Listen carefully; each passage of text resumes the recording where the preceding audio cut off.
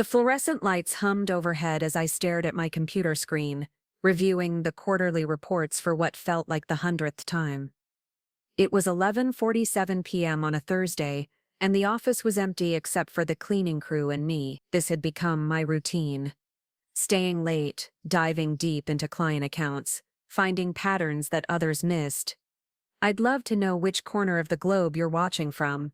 And if this story speaks to you, make sure to subscribe.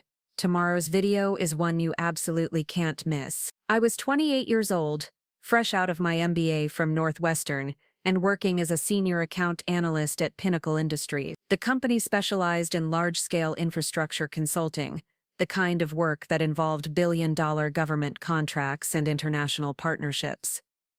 It wasn't glamorous, but it was lucrative, and I was good at it. My cubicle sat in the middle of a sea of identical workstations, each occupied by analysts who came in at 9 and left at 5. Not me.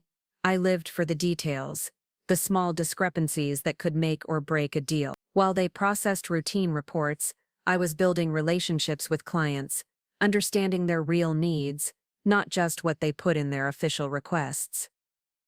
That's how I first encountered the Morrison account. Robert Morrison was the CEO of Morrison Energy Solutions, a mid-sized renewable energy company based in Denver.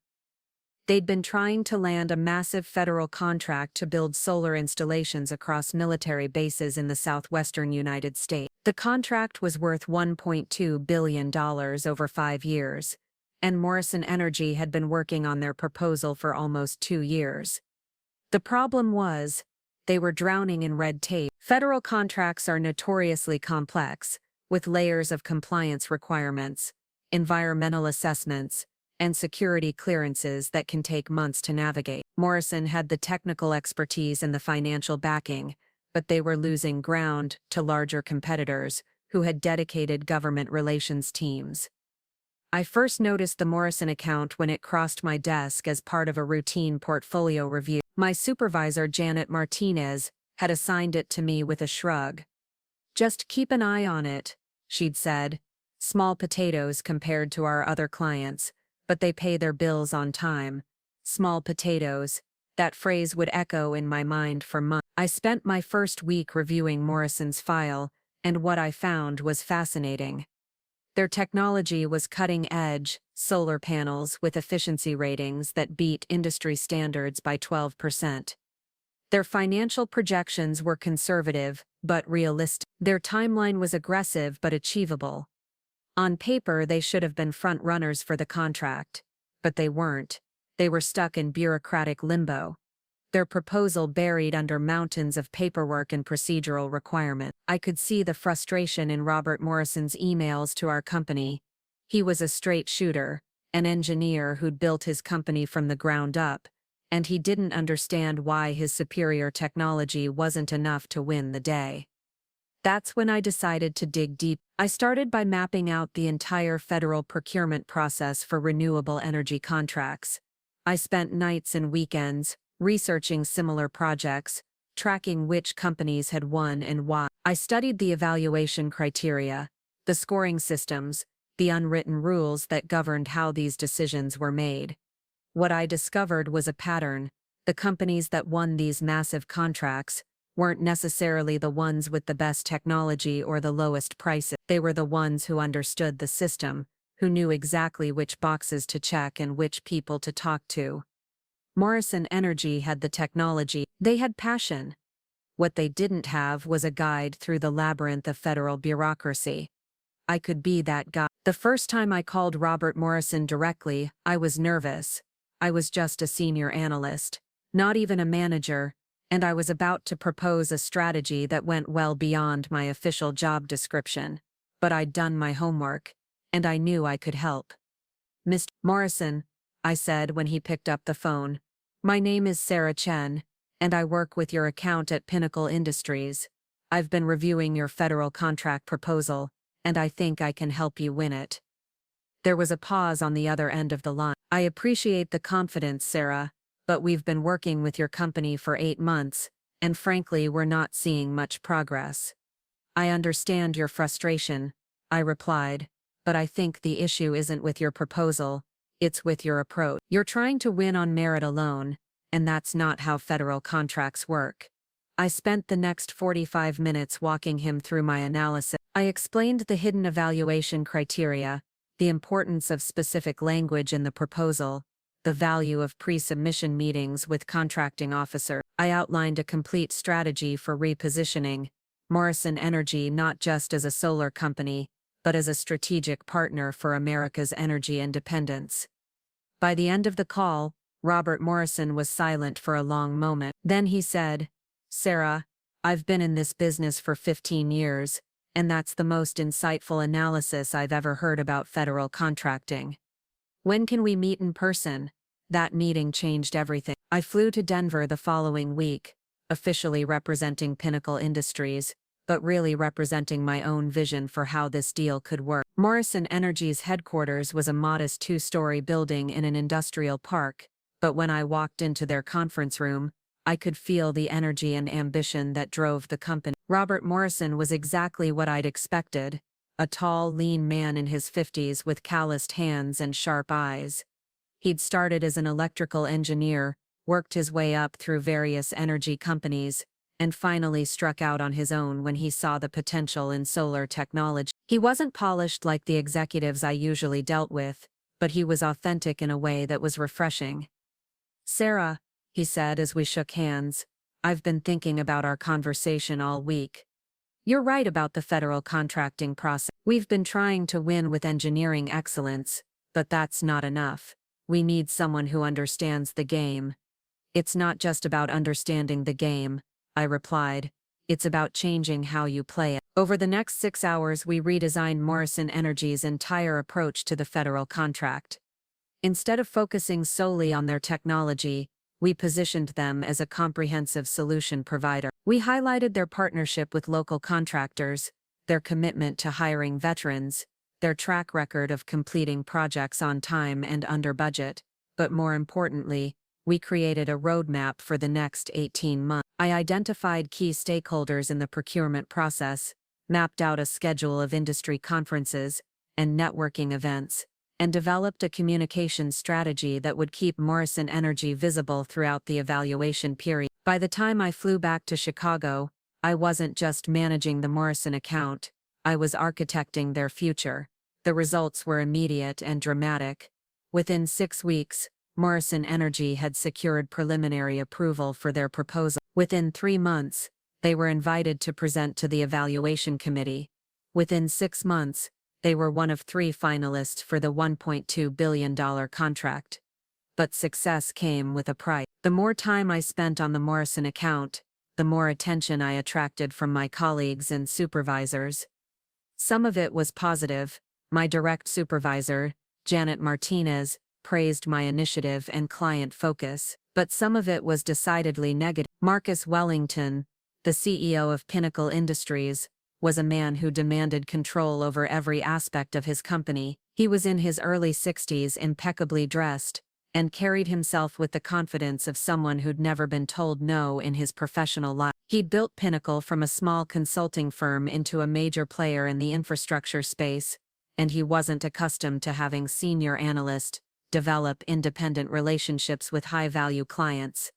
The first time he called me into his office, I thought it was for recognition. I'd just helped Morrison Energy secure a major milestone in their federal contract pursuit, and our company's fee structure meant we were earning substantial revenue from their success. "Sarah," Wellington said, as I sat across from his massive mahogany desk, "I've been hearing interesting things about your work with Morrison Energy." "Thank you, Mr. Wellington. The client is very pleased with our progress, and I think we're positioned to—" He held up a hand. "Not questioning your results. I'm questioning your methods. You're operating outside normal protocols, flying to client sites without pre-approval, developing strategies without input from senior management, making commitments that haven't been vetted by our legal team." I felt a chill run down my spine. Everything I've done has been in the client's best interest, and within the scope of our service agreement. "That's not the point," Wellington replied. "The point is the chain of command. We have procedures for a reason. You're a talented analyst, Sarah, but you're not management material. You need to learn to work within the system." Management material. Those words stung more than I expected. I'd been working 60-hour weeks, generating substantial revenue for the company, and building a relationship with a client that was becoming increasingly valuable. But in Wellington's eyes, I was still just an analyst who needed to stay in her lane. I understand your concern, I said carefully, but the Morrison account requires a more hands-on approach. They're not like our typical Fortune 500 clients. They need what we tell them they need. Wellington interrupted. You're not their partner, Sarah. You're their consultant. There's a difference. I left that meeting with a clear understanding of where I stood in the company hierarchy. Despite my results, despite my client relationships, despite my innovative approaches, I was still seen as support staff. The real decisions, the real relationships, the real credit, those belonged to the executives, but the Morrison account was different. Robert Morrison didn't see me as support staff. He saw me as the architect of his company's future success. And as the months passed, our professional relationship deepened into something that felt more like a partnership. A lot of love and effort went into bringing this story to life. If you're enjoying it, we'd be so grateful if you'd subscribe to our channel. Now back to where we left off. The federal contract process moved slowly but steadily forward. Morrison Energy navigated each stage of evaluation, always staying ahead of their competitors, always positioning themselves as the smart choice for America's renewable energy future. And with each milestone, our relationship with them became more valuable to Pinnacle Industries. By the end of my second year at Pinnacle, the Morrison account represented nearly 8% of our total revenue. Not bad for what Janet Martinez had called small potatoes, but success brought scrutiny, and scrutiny brought conflict. The more visible I became as the face of the Morrison relationship, the more uncomfortable Marcus Wellington became with my role. He began requiring pre-approval for all client communications, instituting new reporting requirements, and assigning additional supervisors to support my work. Support. Another word that would echo in my mind. The tension came to a head during Morrison Energy's final presentation to the Federal Evaluation Committee. After 18 months of careful positioning and strategic maneuvering, they were about to find out whether they'd won the $1.2 billion contract. I was in Denver for the announcement, sitting in Morrison Energy's conference room with Robert Morrison and his entire executive team. The call was scheduled for 2 p.m. Mountain Time, and the room was thick with nervous energy. At exactly 2:03 p.m., Robert Morrison's phone rang. Morrison Energy, this is Robert. I watched his face as he listened to the voice on the other end. His expression was unreadable for the first few seconds. Then slowly, a smile began to spread across his features. Yes, he said quietly. Yes, we understand. Thank you. He hung up the phone and looked around the room at his team, at me, at the future of his company. We won, he said simply. The room erupted in cheers and applause. Morrison Energy had just secured the largest contract in their company's history, a $1.2 billion deal that would transform them from a mid-sized regional player into a major force in the renewable energy industry. And I had made it happen. But as I flew back to Chicago that evening, I couldn't shake the feeling that my celebration was premature. Winning the contract was just the beginning. Now came the real challenge: managing the implementation, maintaining the relationship, and ensuring that Morrison Energy could deliver on their ambitious promises. More importantly, I had to figure out how to navigate the political landscape at Pinnacle Industries. The Morrison account was no longer small potatoes. It was our most valuable client relationship, and everyone knew that I was the person who'd built it from the ground up. The question was, would Marcus Wellington see that as an asset or a threat? The champagne bottle sat unopened on my desk when I arrived at the office Monday morning. Janet Martinez had left it there with a congratulatory note about the Morrison Energy victory, but the celebration felt hollow. 3 days had passed since the contract announcement, and the silence from upper management was deafening. Marcus Wellington hadn't called. He hadn't sent an email. He hadn't even acknowledged that Pinnacle Industries had just secured its most profitable client relationship in company history. The absence of recognition spoke volumes about the political landscape I was navigating. I was organizing my files when David Thornton appeared at my cubicle. David was one of Wellington's lieutenants, a vice president of client relations, who specialized in schmoozing Fortune 500 executives at golf courses and exclusive restaurants. He had the kind of polished charm that opened doors in corporate boardrooms, but he'd never actually built a client relationship from scratch. "Congratulations on Morrison," he said, though his tone suggested anything but celebration. "Impressive work for someone at your level." The qualifier hung in the air between us. "For someone at your level." "Thank you," I replied carefully. "It's been a rewarding project." "I'm sure it has been." David leaned against my cubicle wall, adopting a casual posture that didn't match the calculation in his eye. "Marcus wants to discuss the account structure moving forward. There are some concerns about sustainability and proper oversight." My stomach dropped. Sustainability and proper oversight were corporate euphemisms for taking control. What kind of concern? "Well," David said, straightening his tie, "Morrison Energy is now a Tier 1 client. They require senior-level attention, strategic guidance from someone with executive experience. The relationship has outgrown its current management structure." The message was clear. I'd done the heavy lifting, but now it was time for the adults to take over.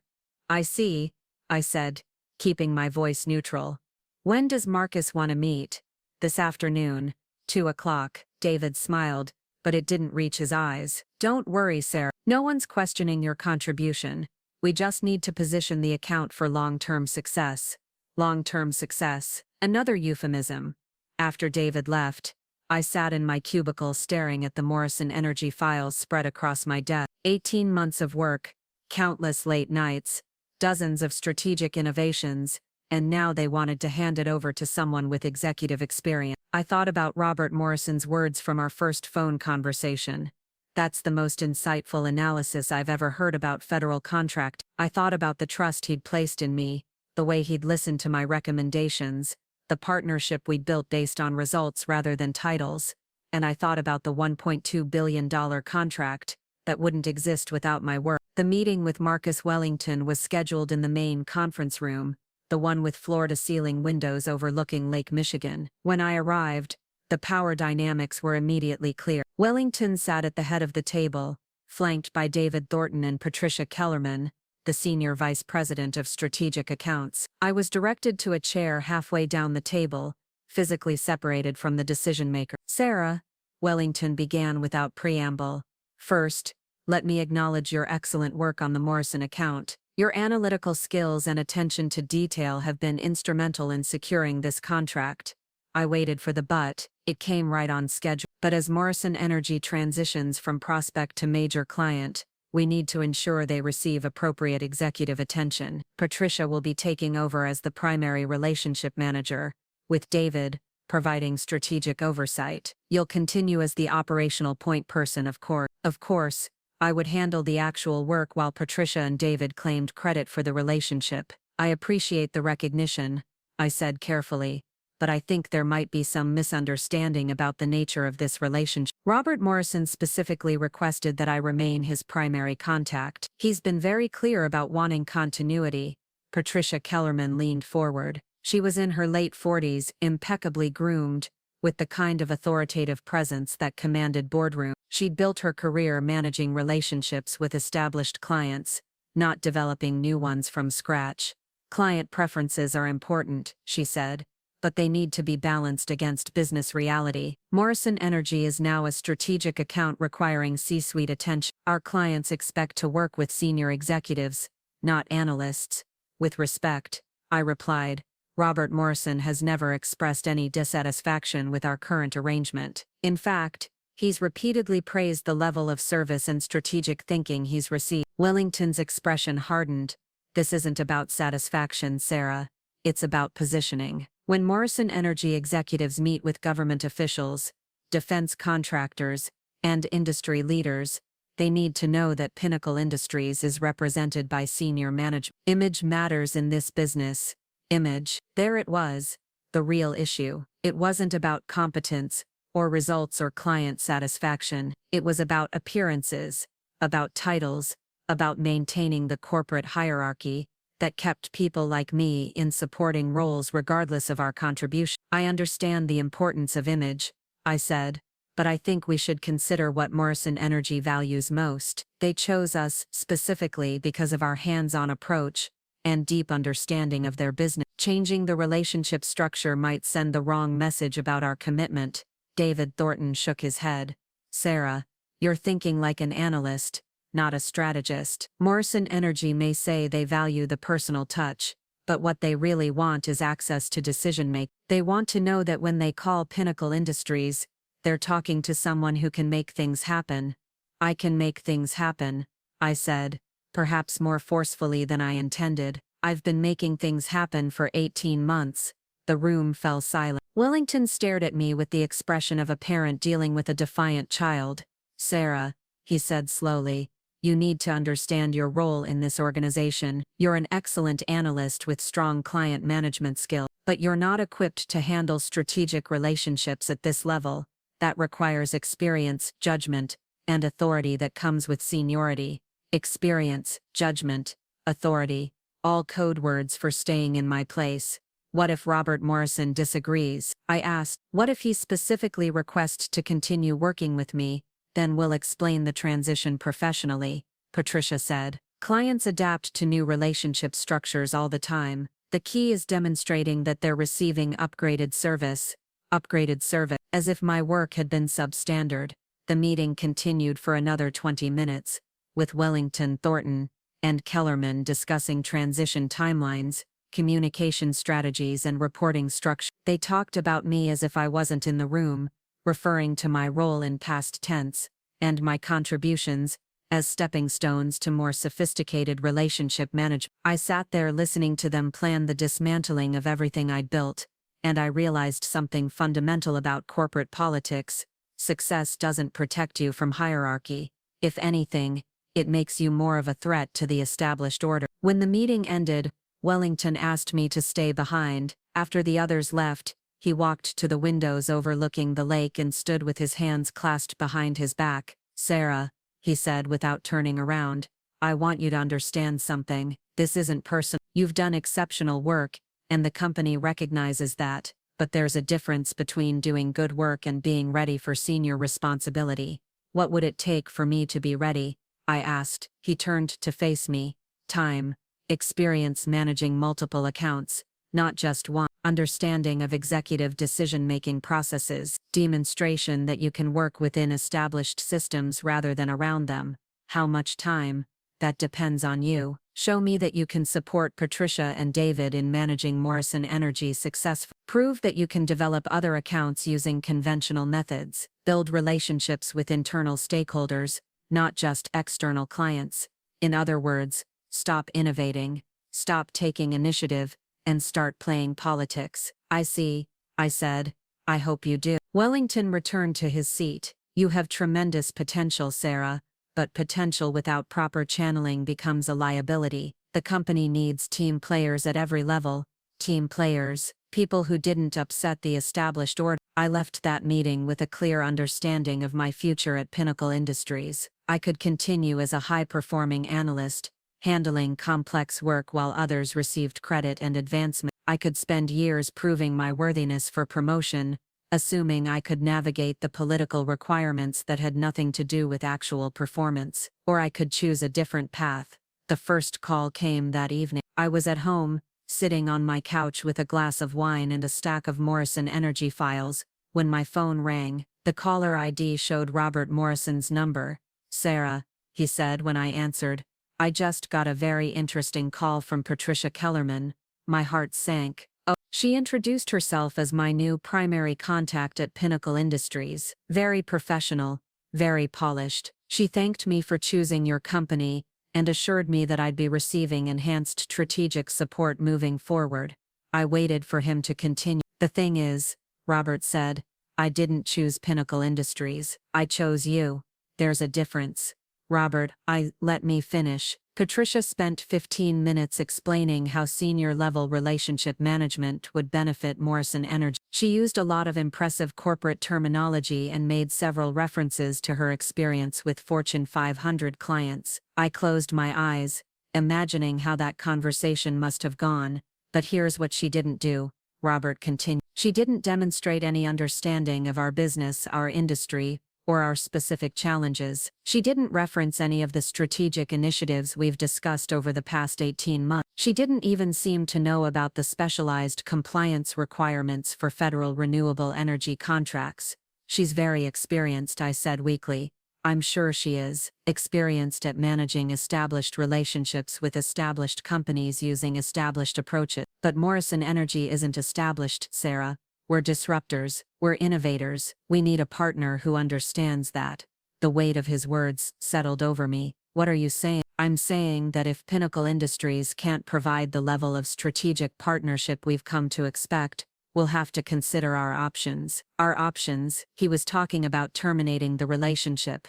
Robert, I understand your concerns, but no buts, he interrupted. I want to be clear about something. Morrison Energy's relationship is with you, not with Pinnacle Industries. You're the one who understood our vision, developed our strategy, and guided us through the federal contracting process. If that relationship changes, everything changes. After we hung up, I sat in my living room, thinking about the conversation. Robert Morrison was essentially giving me an ultimatum: fight for our relationship or risk losing his business entirely. But fighting meant going against direct orders from Marcus Wellington, potentially risking my career at Pinnacle Industries. The second call came 2 days later. This time it was from Jennifer Walsh, Morrison Energy's chief financial officer. I'd worked closely with Jennifer on the financial projections and compliance documentation for the federal contract. Sarah, she said, I wanted to follow up on our conversation with Patricia Kellerman yesterday.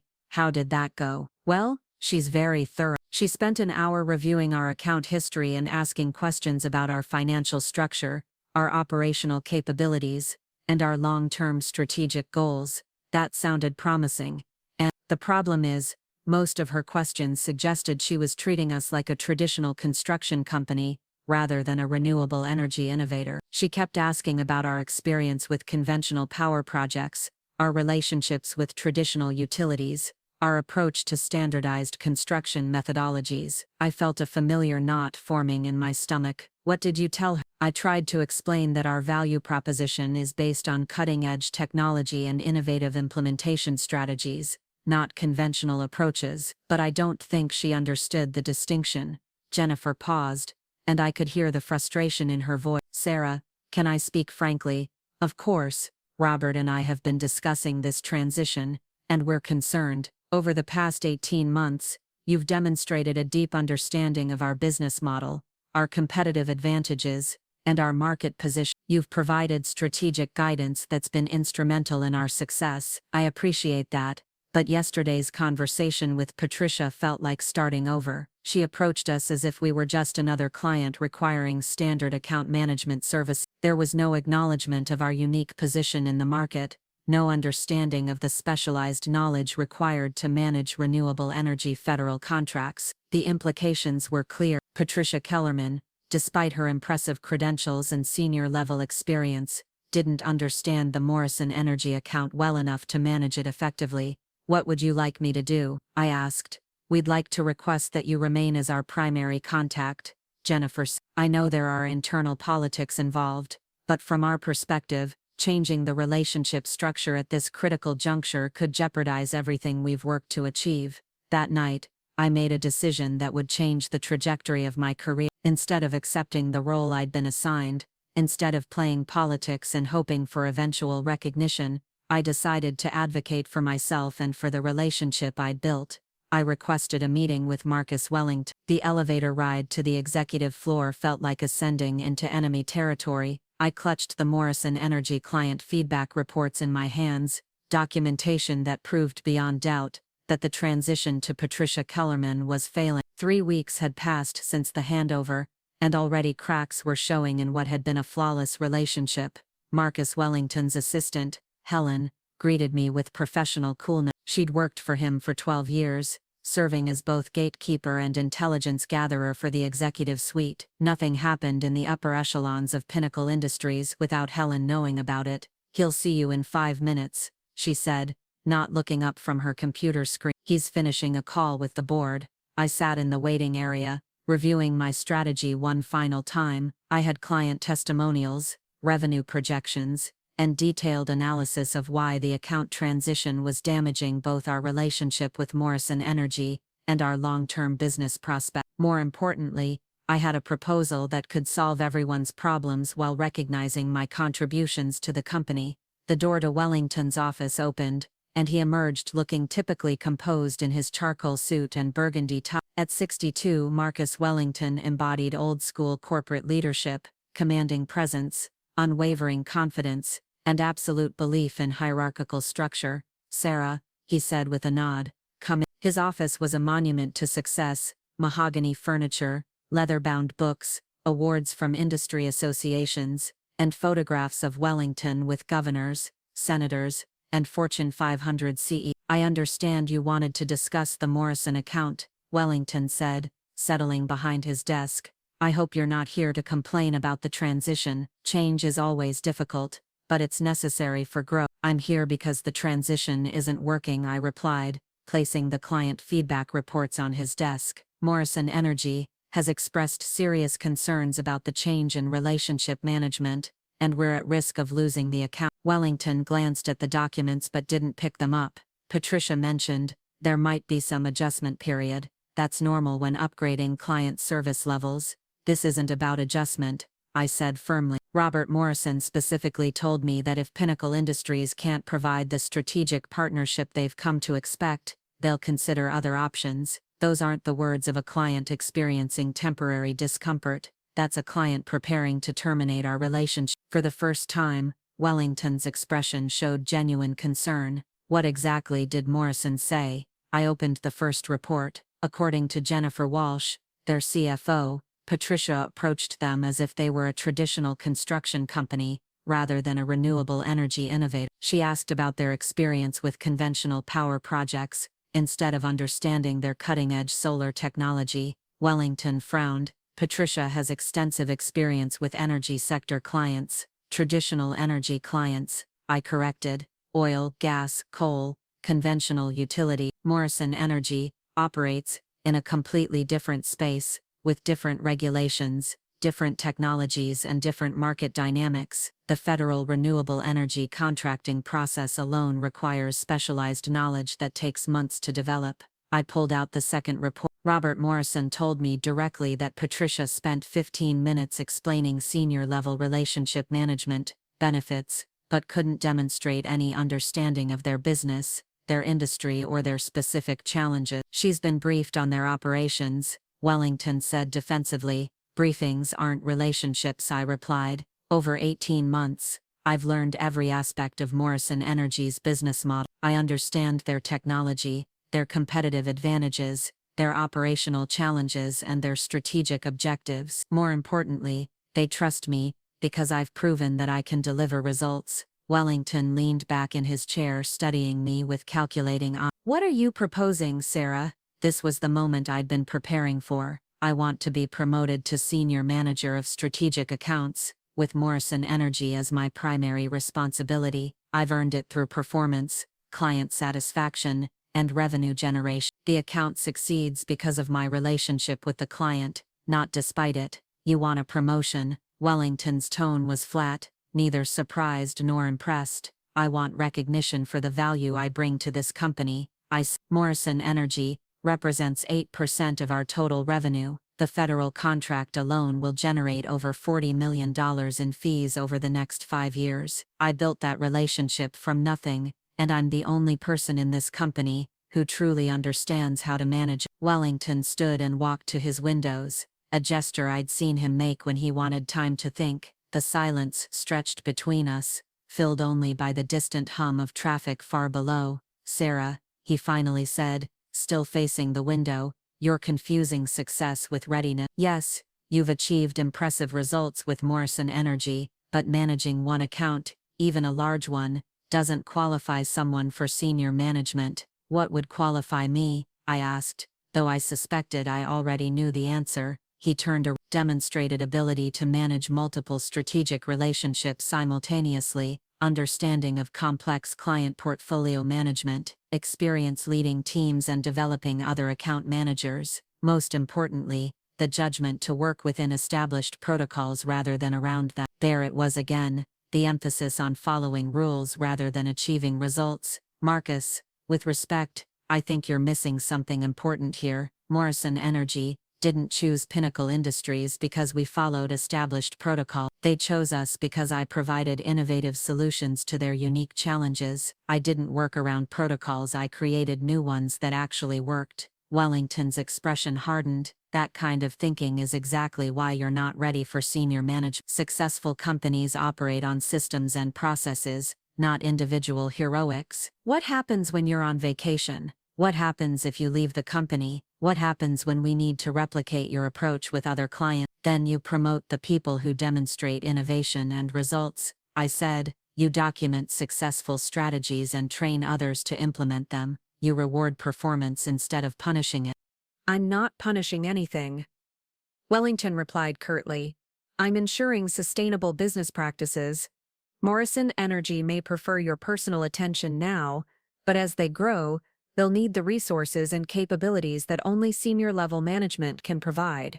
I pulled out my final document, a detailed analysis of Morrison Energy's expansion plans and long-term strategic objectives. Actually, I've already addressed that concern. Morrison Energy is planning to bid on 3 additional federal contracts over the next 2 years, each worth between $500 million and $1 billion. They've specifically requested that I help develop their strategy for those bids. Wellington's eyebrows rose slightly. This was clearly new information. If successful, I continued, Morrison Energy could represent 20 to 25% of Pinnacle Industries' total revenue within 3 years. But that growth depends on maintaining the relationship and expertise that got us here in the first place. You're talking about building the entire company around one client, Wellington said. That's extremely risky. I'm talking about recognizing a transformational opportunity, I replied. The renewable energy sector is exploding. Federal spending on clean energy infrastructure is increasing dramatically. Morrison Energy is positioned to be a major player in that market, and we can be their primary strategic partner. Wellington returned to his desk and finally picked up the client feedback report. He spent several minutes reading through them, his expression unreadable. These are concerning, he admitted. Patricia clearly needs to develop a better understanding of their business model. Patricia is a skilled account manager, I said diplomatically, but she's not the right fit for this relationship. Morrison Energy needs someone who understands their industry, shares their vision, and can provide the specialized guidance they require. Someone like you, someone exactly like me. Wellington set down the reports and looked directly at me. Sarah, I'm going to be completely honest with you. Your performance with Morrison Energy has been exceptional. Your strategic thinking is impressive, and your client relationship skills are among the best I've seen. I felt a surge of hope. Finally, recognition. But, Wellington continued, and my heart sank. You're still not ready for senior management. You're 29 years old with 3 years of experience. You've managed one major account successfully. Promoting you now would send the wrong message to other employees about career progression and would put you in a position where you lack the breadth of experience necessary to succeed. What about the results? I asked, trying to keep my voice steady. What about the client's satisfaction? What about the revenue generation? Results matter, Wellington acknowledged, but so does organizational stability. I can't have senior managers operating as lone wolves, developing personal relationships with clients that can't be transferred or replicated. That's not sustainable business practice. The finality in his tone was unmistakable. This wasn't a negotiation or a discussion about future possibility. This was a definitive rejection. So, what happens with Morrison Energy? I asked. You'll continue working with Patricia to ensure a smooth transition. Document your processes. Share your knowledge. Help her develop the expertise necessary to manage the relationship effectively. Over time, as she becomes more comfortable with their business model, you can gradually reduce your involvement. Gradually reduce my involvement. In other words, fade into the background while someone else claimed credit for the relationship I'd built and my career prospect. Wellington softened slightly. Continue performing at your current level, take on additional accounts using conventional approaches. Demonstrate that you can work within established systems. In 3 to 5 years, if you've shown consistent performance across multiple relationships, we can revisit the promotion conversation. 3 to 5 years. By then, Morrison Energy would either be fully transitioned to Patricia's management, or they would have found another consulting firm that could provide the strategic partnership they required. I see, I said quietly. I hope you do see. Wellington replied, you have tremendous potential, Sarah, but potential needs to be properly developed. Rushing someone into senior management before they're ready doesn't help them or the company. I gathered the reports from his desk, my hands surprisingly steady despite the turmoil in my chest. Is there anything else? Just this, Wellington said, standing to shake my hand. Don't let disappointment affect your performance. You're a valuable member of this team, and I expect you to continue contributing at the high level you've established. Valuable member of the team, contributing at a high level.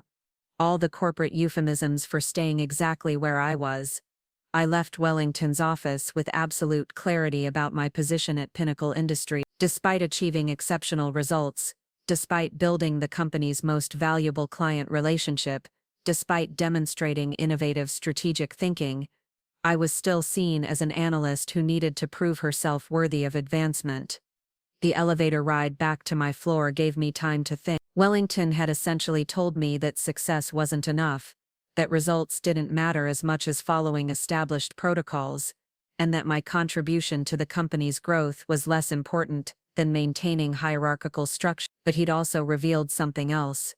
Morrison Energy was more valuable than I'd realized. If they successfully bid on those additional federal contracts, they could become Pinnacle Industries' dominant client, representing a quarter of total company revenue. That kind of relationship wasn't just valuable, it was irreplaceable. As I walked back to my cubicle passing the rows of analysts who arrived at 9 and left at 5, I realized that Marcus Wellington had made a critical miscalculation. He assumed that Morrison Energy would eventually adapt to working with Patricia Kellerman, that client preferences could be managed through professional transition processes, and that individual relationships could be systematically transferred to more senior personnel. But Robert Morrison had been very clear about something. Morrison Energy's relationship was with me, not with Pinnacle Industries. Wellington had just forced me to choose between loyalty to a company that didn't value my contributions and loyalty to a client who did. The choice was easier than I'd expected. That evening I called Robert Morrison. Robert, I said when he answered, I think it's time we had a serious conversation about the future. Robert Morrison answered on the second ring, his voice carrying the familiar tone of someone accustomed to late-night business calls. In the renewable energy industry, opportunities and crises didn't respect traditional office hours. Sarah, he said, I was hoping you'd call. Jennifer and I have been discussing the situation with Patricia, and frankly we're concerned about the direction things are heading. I was sitting in my home office, surrounded by 3 years' worth of Morrison Energy documentation, financial models, technical specifications, regulatory compliance guides, competitor analyses, market projections, the entire roadmap of their transformation from regional player to federal contract. All of it bore my fingerprints, my strategic insights, my understanding of their unique position in the marketplace. Robert, I need to be completely transparent with you about what's happening at Pinnacle Industries, I said. The transition to Patricia isn't temporary, it's permanent. Marcus Wellington has made it clear that he considers you too important for analyst-level management. There was a pause on the other end of the line. Too important for you to manage, you mean? Exactly. And how do you feel about that assessment? It was a loaded question, and we both knew it. Robert Morrison wasn't just asking about my professional opinion, he was probing my commitment to our relationship and gauging my willingness to fight for it. I think it's short-sighted, I replied carefully. Wellington is prioritizing corporate hierarchy over client satisfaction and proven results. He's also underestimating the specialized expertise required to manage renewable energy federal contracts. More specifically, Robert pressed, how do you feel about being removed from an account you built from the ground up? The directness of his question cut through any pretense of diplomatic language. This was the moment of truth. The conversation that would determine not just the future of our professional relationship, but the trajectory of my entire career. Honestly, I think it's a mistake that could cost everyone involved. I said, "You're losing the strategic partnership that helped you win the federal contract. I'm losing the opportunity to build on the success we've achieved together. And Pinnacle Industries is risking their most valuable client relationship for the sake of appearance. What if I told you there might be another option?" My pulse quickened. What kind of option? "Morrison Energy is growing faster than we anticipated," Robert said. "The federal contract was just the beginning. We're preparing bids for 3 additional projects over the next 18 months, and we're exploring opportunities in the private sector as well. We need strategic guidance that goes beyond traditional consulting services." I knew where this conversation was heading, but I let him continue. "We need a partner who understands our industry, shares our vision, and can provide the specialized expertise we require to compete at the highest levels. Someone who's proven they can deliver results. Someone like me. Someone exactly like you." The implications hung in the air between us. Robert Morrison was essentially offering me a position with Morrison Energy, a chance to join the company I'd helped transform rather than watch from the sidelines as someone else claimed credit for my work. "What would that look like?" I asked, though my heart was already racing with possibilities.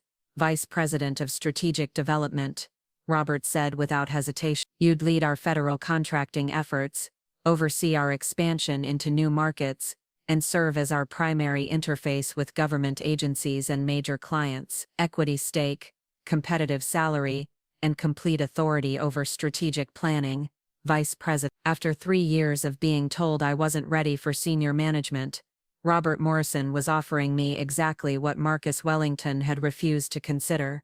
"Robert, I appreciate the offer, but there are complications. My employment contract with Pinnacle Industries includes non-compete clauses and confidential agreements. I can't just walk away and take proprietary information with me."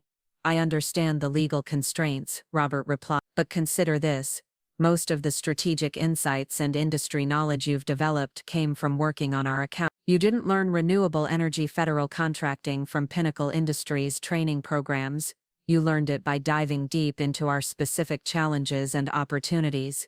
He was right. My expertise in Morrison Energy's industry had been self-taught, developed through nights and weekends of independent research and analysis. Pinnacle Industries had provided access to their client, but the strategic innovations and specialized knowledge had come from my own initiative. "There's something else," Robert continued. "The 3 additional contracts we're pursuing are worth a combined $2.8 billion.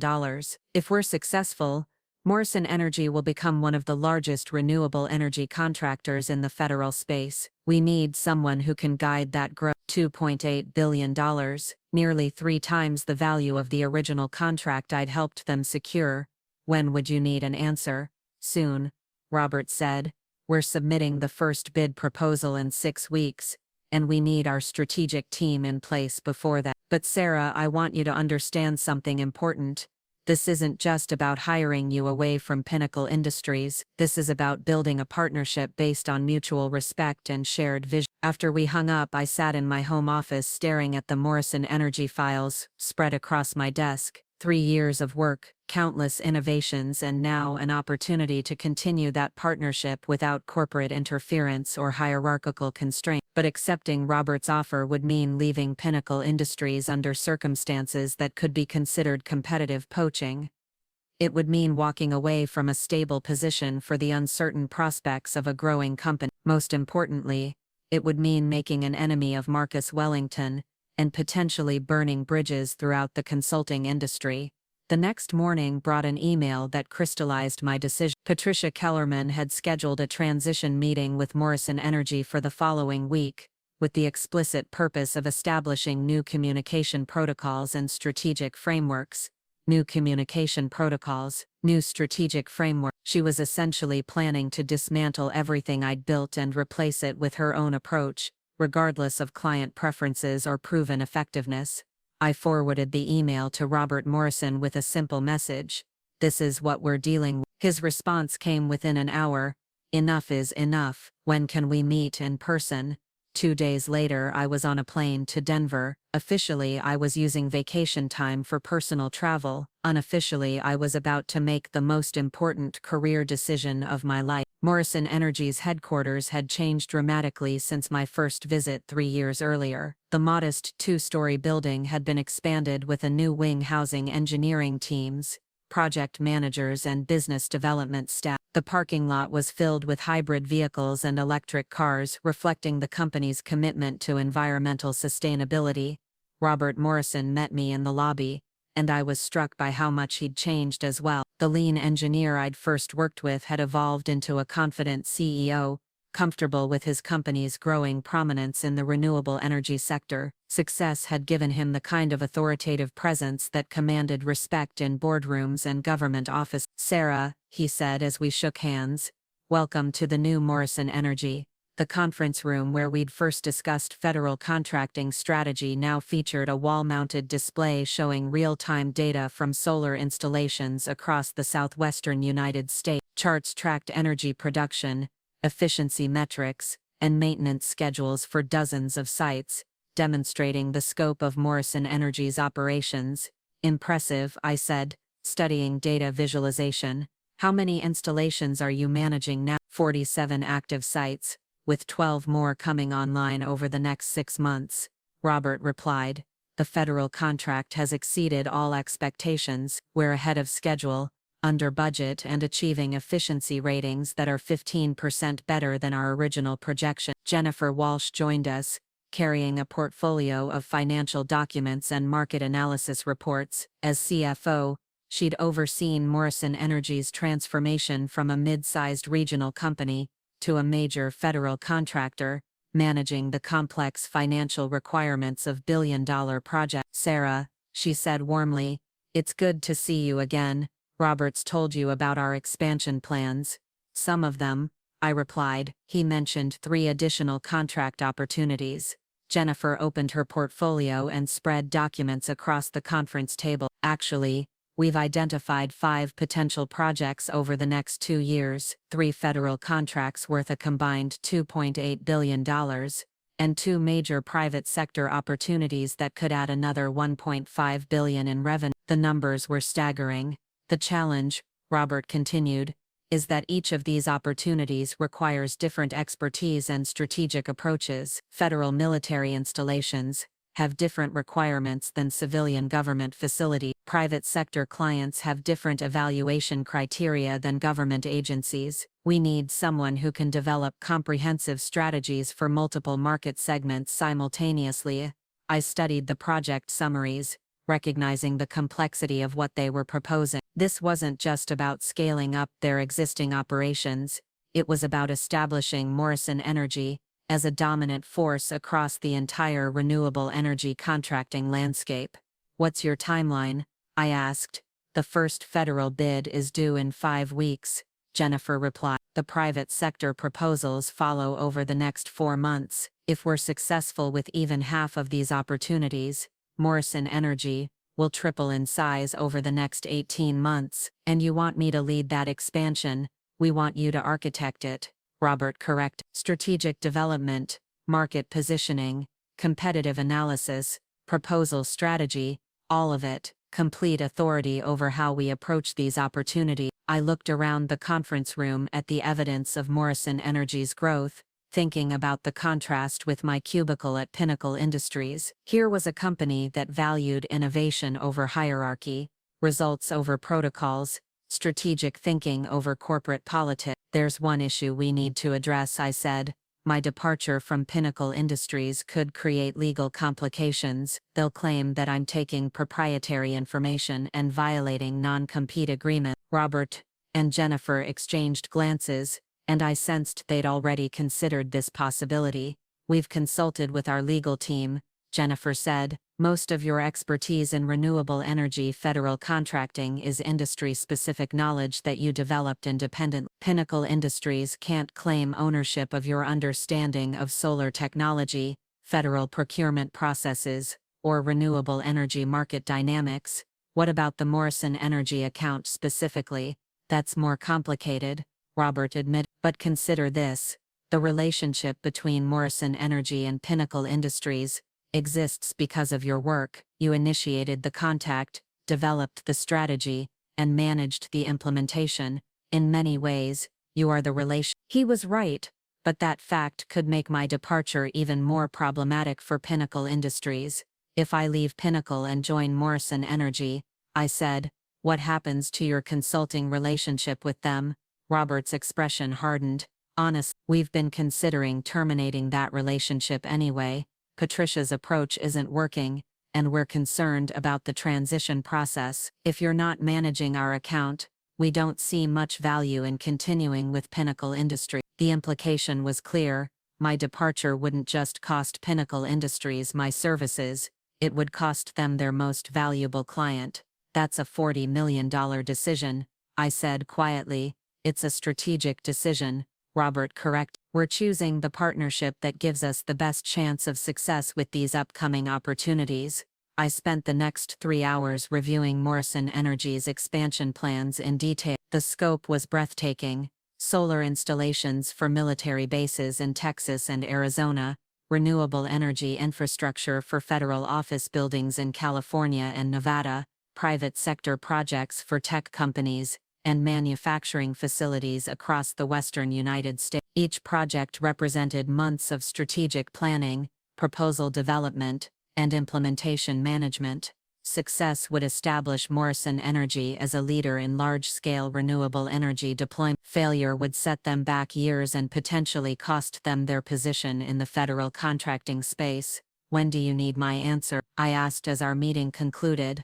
Monday, Roberts. We need to finalize our strategic team before we begin the proposal process for the first federal contract. 4 days to make a decision that would determine the trajectory of my career and potentially reshape two companies. I flew back to Chicago that evening with Morrison Energy's offer letter in my briefcase, and a storm of conflicting emotions in my mind. Part of me was excited by the opportunity to continue building something I'd started, to work with people who valued my contributions, and gave me authority commensurate with my results, but another part of me was terrified by the implications of what I was considering. Leaving Pinnacle Industries under these circumstances would be seen as betrayal, not just resignation. Taking Morrison Energy with me would be viewed as corporate sabotage, regardless of the legal technicalities involved. Most importantly, accepting Robert's offer would mean crossing a line from which there was no return. Once I walked out of Pinnacle Industries with their most valuable client,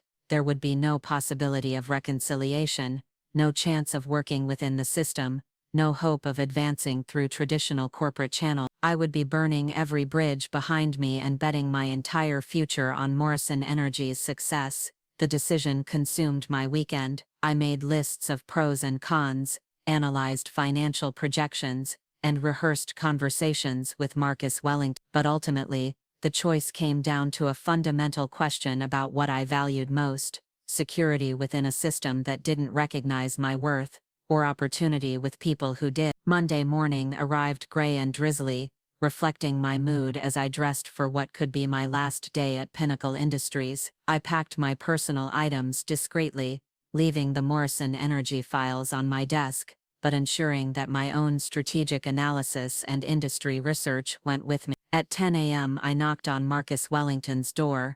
Marcus Wellington looked up from his computer screen with the expression of a man who had more pressing matters to attend to than conversations with junior staff. His office, with its panoramic view of Lake Michigan, felt colder than usual despite the morning sunlight streaming through the floor-to-ceiling windows. "Sarah," he said, gesturing to the chair across from his mahogany desk, "what can I do for you?" I sat down and placed a single manila folder on his desk. Inside was my resignation letter, along with documentation that would forever change the trajectory of both our careers.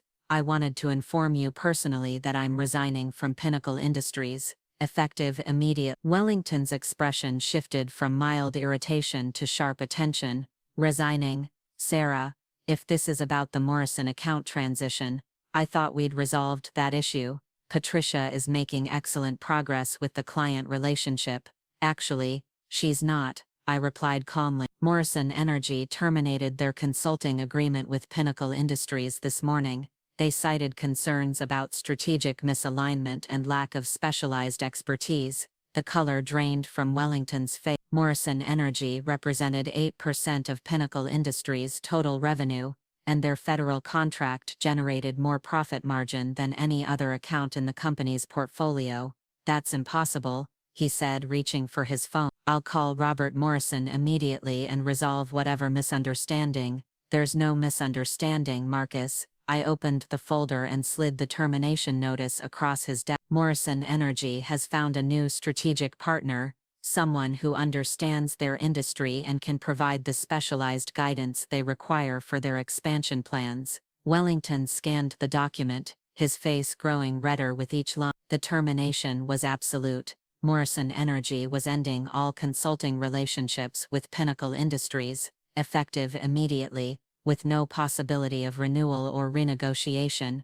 Who? He asked, his voice barely above a whisper. Who did they hire? Me. The single word hung in the air like a confession of corporate murder. Wellington stared at me with the expression of someone who'd just realized they'd been outmaneuvered by an opponent they'd underestimated.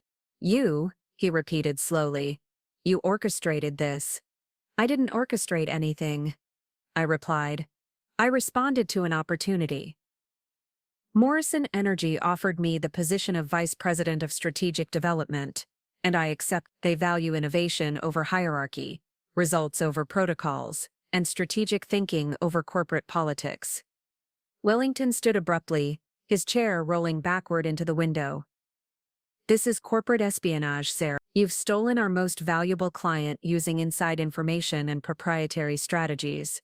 I'll have our legal team. You'll have your legal team do what exactly?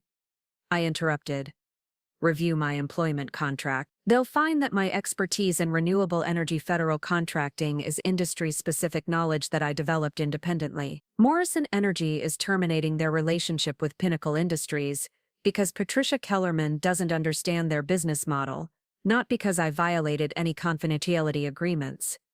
I pulled out a second document from the folder. Here's my analysis of Morrison Energy's upcoming expansion plans. 5 major contract opportunities over the next 2 years, worth a combined $4.3 billion. They need specialized strategic guidance to compete for those projects. Wellington glanced at the analysis, and I could see him calculating the implication. Morrison Energy wasn't just leaving Pinnacle Industries, they were positioned to become one of the largest renewable energy contractors in the federal space, with growth potential that dwarfed their current operations. $4 billion, he said quietly. $4.3 billion, I corrected. The private sector opportunities alone are worth $1.5 billion. If Morrison Energy captures even half of these contracts, they'll need comprehensive strategic support across multiple market segments. Strategic support that you'll be providing. Strategic support that I'll be leading, I clarified. As Vice President of Strategic Development, I'll have complete authority over their federal contracting efforts, market positioning, and competitive strategy. Wellington sank back into his chair, the full weight of his miscalculation becoming clear. By refusing to promote me and removing me from the Morrison account, he'd inadvertently created the conditions for his most valuable client to walk away with their most knowledgeable account manager. Sarah, he said, adopting a conciliatory tone, let's discuss this rationally. You're obviously upset about the promotion decision, and perhaps I was too hasty in restructuring the Morrison relationship. We can work something out.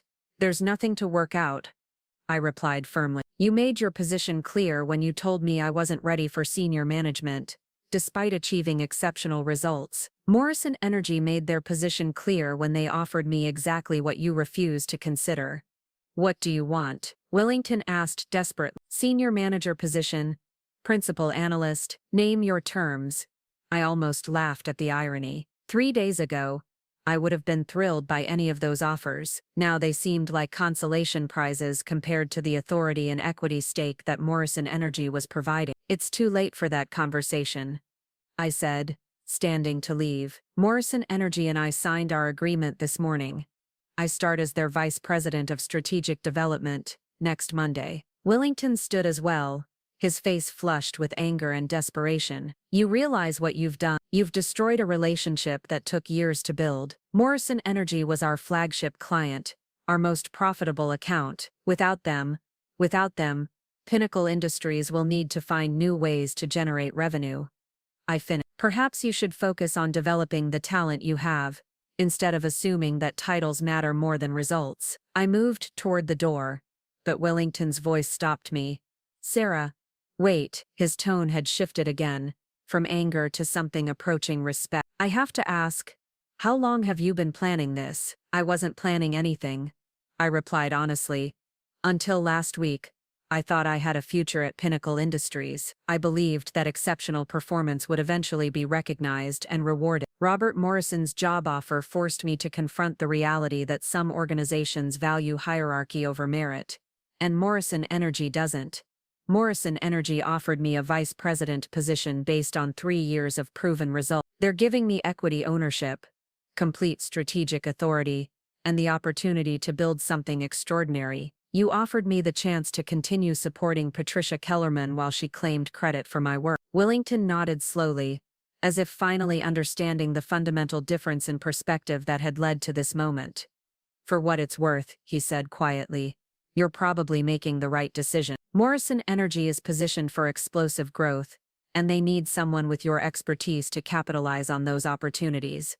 Thank you for saying that. But Sarah, Wellington continued, his voice hardening again, understand that this conversation ends any possibility of future collaboration. You're burning bridges throughout the entire consulting industry. If Morrison Energy doesn't work out, then I'll build something else, I replied. I'm not afraid of taking risks for the right opportunity.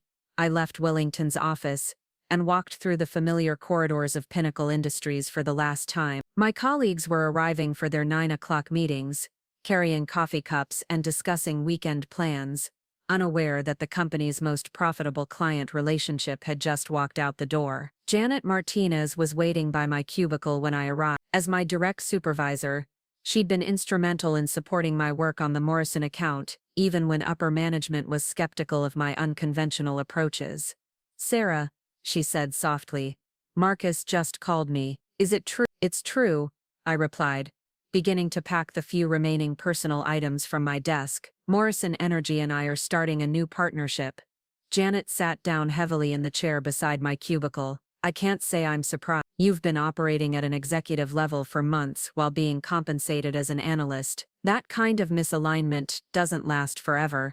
I tried to work within the system, I said, but the system wasn't designed to recognize merit over hierarchy. No, Janet agreed. It wasn't. And now Pinnacle Industries is paying the price for that short-sightedness. I finished packing my belongings and turned to face Janet one final time. She'd been a mentor and advocate throughout my time at the company, and I genuinely regretted that my departure would likely create additional challenges for her. Janet, I want you to know that this decision wasn't about you or your leadership. You supported my work even when it created political complications.